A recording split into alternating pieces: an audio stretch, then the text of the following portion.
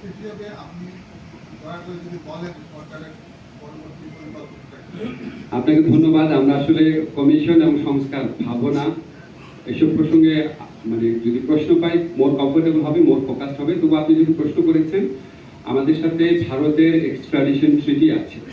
সেই এক্সট্রাডিশন ট্রিটি অনুযায়ী ভারতে যদি কোনো আমাদের কনভিক্টেড মানুষ থাকেন, উনি সাবেক প্রধানমন্ত্রী হন আর যাই হন না কেন, ওনার এক্সট্রাডিশন বা প্রত্যার্পণ আমরা চাইতে পারি।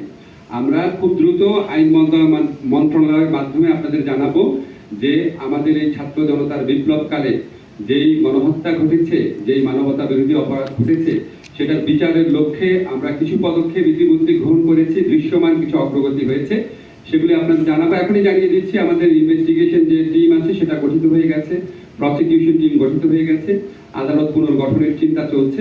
অচিরেই আপনারা দেখবেন বিচার শুরু হয়েছে। বিচার শুরু হওয়ার পর ডেফিনেটলি আমরা এক্সট্রাডিশন চাবো। আপনারা কি নির্বাচন বা এই সংস্কার এগুলি বিষয়ে যদি প্রশ্ন